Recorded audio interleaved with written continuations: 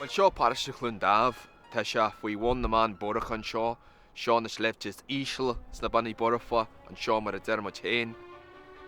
Tugtar na sléibhte bhuairne ar na sléibhte ar fad agus is dócha dar le cainteoir dúcha scéalaige gur bé seo na banna borcha mar is cheart seo na sléibhte bogga tí fíor dúinn sin tá slíú na cearcha agus slíú a chuilí nó Cock agus hen. No the Hen Mountain agus Cock Mountain mar a thugtar áthú is a bhéarla agus adarú bers tá an ghlach mar a thug an Virginia áthú. Der an din seanachas bé seo cearc boracha béidir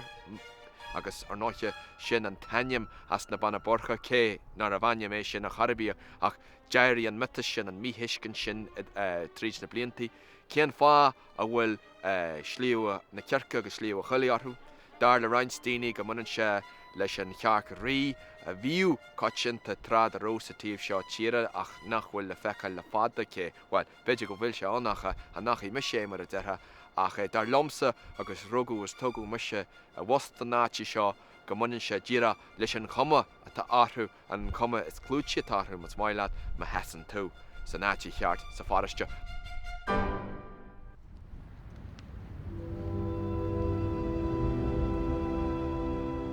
Tá muid thuas na banna borcha mar is ceartnis níl muid fa bhain na man borcha tá muid necha le taisce mar spelgi an seo a bhíú is dócha leanan na bhíú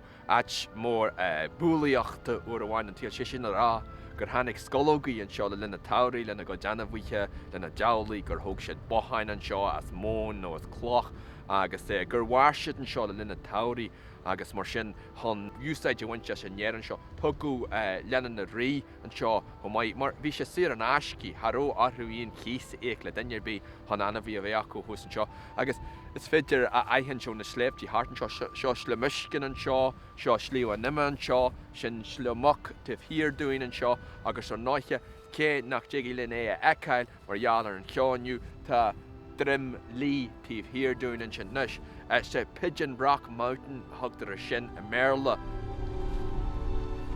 Ag siúltóirí, daoine bhíonn sa siúls na sléibhtí ach muinte na háite tugtar dromlí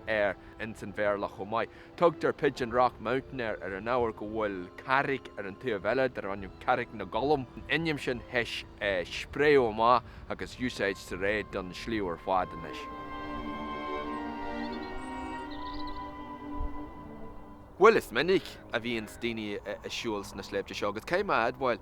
ar an áhar gur bé slíomh na cearcha cean na sléibhte is lú sna banna borfa sílim go déan go leor daoine thuas an sin mar tá sé éci go leor tá sé éci go leor don na páistí agus is féidir leat a rá gur grap tú suas slíú a cé go bhfuil se anna bhag ar fad na riire.